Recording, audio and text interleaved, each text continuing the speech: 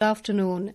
This is Akashvani and I am Valsa Williams with the midday news.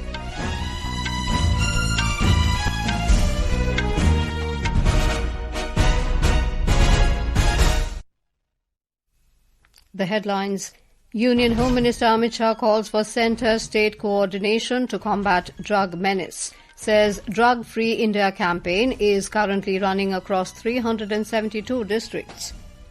Heavy rain wreaks havoc in Dehradun and its adjoining areas. IMD issues orange alert for heavy rainfall in Dehradun, Nainital and Champawat districts today. UN Commission of Inquiry says Israel committed genocide against Palestinians in Gaza. India's ambassador to United States, Vinay Mohan Kwatra, describes ISRO-NASA partnership as important pillar of India-US cooperation. And ICC rejects Pakistan Cricket Board's demand to replace match referee Andy Pycroft after India-Pakistan Asia Cup clash in Dubai. Union Home Minister Amit Shah inaugurated the second National Conference of Anti-Narcotics Task Force Heads of States and Union Territories in New Delhi today. Heads of anti-narcotics task forces of 36 states and union territories, apart from stakeholders from other government departments, are also attending the conference. Speaking on the occasion, Mr. Shah informed that the Drug-Free India campaign is currently being organised in 372 districts across the country. He mentioned that 10 crore people and 3 lakh educational institutions are associated with this campaign. एक त्रिकोणीय रणनीति के तहत हमने कदम उठाने पड़ेंगे। Drug की supply chain के लिए हमारा रूथलेस अप्रोच होना चाहिए, डिमांड रिडक्शन में एक स्ट्रेटेजिक अप्रोच होना चाहिए और हार्म रिडक्शन में ह्यूमन अप्रोच होना चाहिए। ये तीनों अप्रोच के साथ एंटी नारकोटिक्स टास्क फोर्स ने आगे बढ़ना चाहिए। Mr. Shah added that the fight against drugs can only be successful when all departments of the central and state governments work together, moving in the same direction. नशा मुक्त भारत अभियान लगभग 372 जिलों में चल रहा है। 10 करोड़ लोग और 3 लाख शैक्षिक संस्थान इसके साथ जुड़े हैं। मगर मैं फिर से कहना चाहता हूं, ये पर्याप्त नहीं है। ये हर जिले में चलना चाहिए और हर शैक्षिक संस्थान पर हमारी पहुंच होनी चाहिए। एनसीबी ने और इसकी इकाइयों के द्वारा ड्रग नेटवर्क चार्ट भी तैयार कर लिया है, जिसके राज्य के यूनिट उपयोग कर सकते हैं। देश भर के विश्वविद्यालयों और संस्थानों में मिशन ड्रग फ्री कैंपेन भी चालू हुआ है। The two-day conference will serve as a strategic platform to reinforce Prime Minister Narendra Modi's commitment to a drug-free India and to formulate a roadmap to achieve this goal. The theme of the conference is United Resolve, Shared Responsibility. Heavy rainfall across various districts of Uttarakhand has severely affected normal life. Landslides in the hilly areas have disrupted several roads, and the major rivers of the state are flowing above normal levels. In the capital city, Dehradun, heavy rains last night led to debris entering several houses in the Karligad area of Sahastradhara. The popular tourist site Sahastradhara has also suffered damage, with some shops reported to be destroyed. More from our correspondent.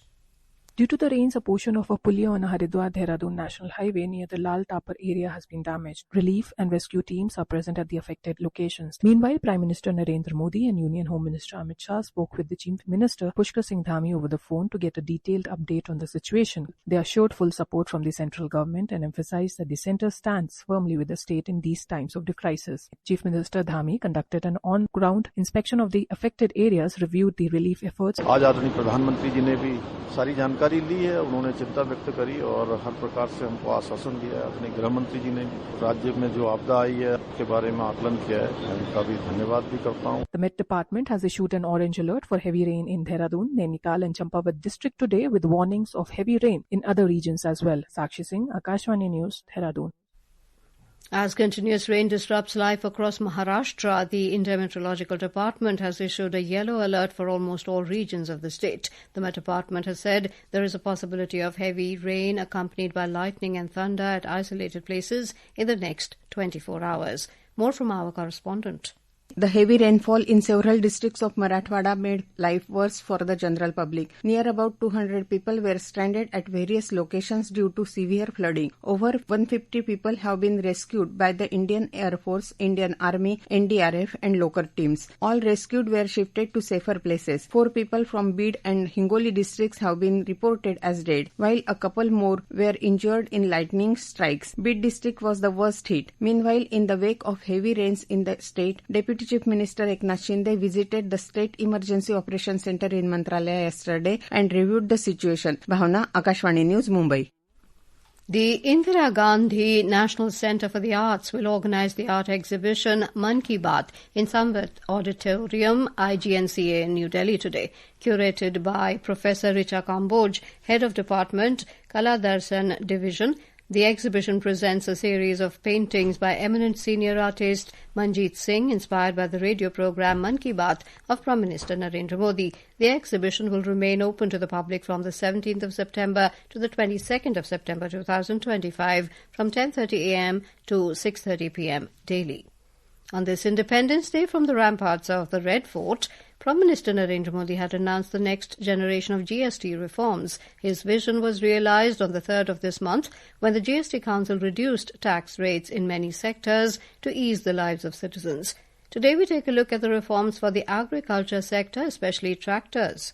Under the next generation GST reforms, the government has provided relief to the farmers through significant reduction in GST in the agriculture sector. The tax rate on tractors was slashed from 12% to 5%. Tractor components including tires, tubes, hydraulic pumps among others will be slashed down to 5% slab, which previously was a part of the 18% slab. Union Agriculture and Farmers Welfare Minister Shivraj Singh Chauhan said that a revolutionary change has been made in the agriculture sector by reducing GST. The changes will particularly benefit small and medium farmers. The reduction in the GST rates on agriculture equipments will lower the cost of farming. The new tax rate will come into effect from the 22nd of this month. With Nitika, Saklain Akhtar for Akashvani News, Delhi. Guided by the mantra of Seva and Sushasan, that is public service and good governance, the government under Prime Minister Narendra Modi has been working tirelessly to bring transformation and progress. Today in this special series Seva Parv, we bring to you how the Modi government has transformed India into a global climate champion. From being seen as a developing nation with growing energy needs, India has fast risen to become a global climate champion.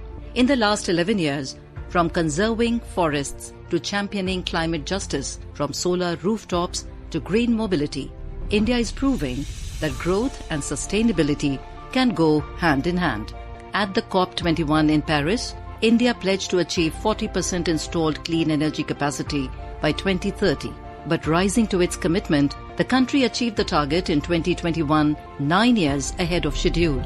During his visit to the United States in September last year, Prime Minister Narendra Modi highlighted that India has 17% of the world's population and its carbon emissions are less than 4%. दुनिया की 17% population होने के बावजूद global carbon emission में भारत की हिस्सेदारी सिर्फ 4% है. दुनिया को बर्बाद करने में हमारा कोई रोल नहीं है. The country also launched the Global Life Movement, that is, Lifestyle for Environment, a call to adopt simple, sustainable choices in daily life. At the COP29 in Baku, India highlighted breakthroughs in green hydrogen, industrial decarbonization, and women-led climate action. Praising Prime Minister Modi for being the leading voice against climate change, Australian philanthropist Dr. Andrew Forrest said, The Prime Minister is clearly a global champion on, and I've Prime Minister to be, if you like, the global government partner. I'll be the global industry partner to promote green hydrogen across the world. With bold commitments and real action, India is not just participating in the global climate dialogue, it is shaping it. This is Akashvani giving you the news. For quick news updates around the clock, follow us on our X handle at AIR News Alerts. And for details of stories and more, log on to our website www.newsonair.gov.in and download News on AIR app. Welcome back to the Midday News. United Nations Commission of Inquiry has alleged that Israel has committed acts of genocide against Palestinians in Gaza. The report claims there are reasonable grounds to conclude that 4 of the 5 acts defined as genocide under international law have been carried out since the conflict began in 2023. In response to the Hamas-led attack, the Israeli military launched a campaign in Gaza. Since then, the Hamas-run health ministry in Gaza reports that at least 64,905 people have been killed in Israeli attacks. Additionally, UN-backed food security experts have declared a famine in Gaza City. Israel's foreign ministry rejected the report as distorted and false, accusing the UN panel of echoing Hamas propaganda. India's ambassador to the United States, Vinay Mohan Kwatra, underlined a long-standing and fruitful space partnership between Indian Space Research Organisation, ISRO, and the National Aeronautics and Space Administration, NASA, describing it as one of the most important pillars of India-US cooperation. Speaking at the India-USA Space Collaboration event in Washington, the ambassador said the collaboration has grown through various missions and programs, including the Chandrayaan mission, the Artemis Accords, and the recent Nisar launch. He added, India is planning a manned moon mission and a space station between 2028 and 2035, with NASA continuing as a vital partner. Future is clearly bright. India is looking at its own manned mission to moon, but also its own space program, which we are expecting to be ready between 2028 and 2035. Its own space station, and of course the Gaganyaan mission. And in all this, NASA has truly been really an exemplary partner for us. Israeli Prime Minister Benjamin Netanyahu held an expanded meeting with U.S. Secretary of State Marco Rubio to discuss Iran, the strike in Doha, and efforts to free hostages. During the meeting held at Netanyahu's Jerusalem office, Rubio put the Trump administration's full support behind Benjamin Netanyahu. Meanwhile, Arab and Muslim leaders have called for a review of ties with Israel after emergency talks in Doha yesterday, following last week's deadly strike on Hamas members in the Qatari capital. A joint statement from the summit urged all states to take all possible legal and effective measures to prevent Israel from continuing its actions against the Palestinian people. World Ozone Day is being observed across the globe today. The day is dedicated to raising awareness about the crucial role of the ozone layer in safeguarding life on Earth. This year's Ozone Day is celebrated under the theme From Science to Global Action. The campaign underscores how scientific findings translated into policy measures and international cooperation, demonstrating the power of united efforts in addressing environmental challenges. We have a report.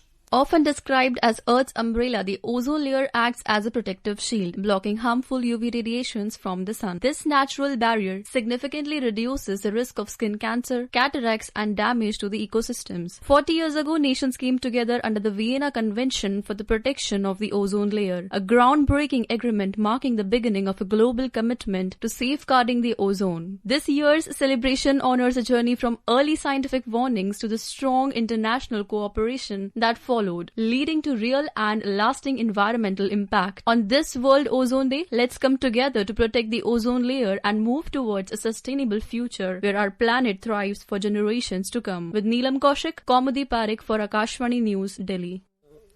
The International Cricket Council has officially rejected the Pakistan Cricket Board's demand to replace match referee Andy Pycroft following the controversial conclusion of the India-Pakistan group stage match at the Dubai International Cricket Stadium. India won the game by 7 wickets, but the focus quickly shifted from cricket to an escalating diplomatic spat over a post-match gesture. The controversy began when Indian players Suryakumar Yadav and Shivam Dubey walked off the field without shaking hands with the Pakistani team. And now, before we end the bulletin, the headlines once again.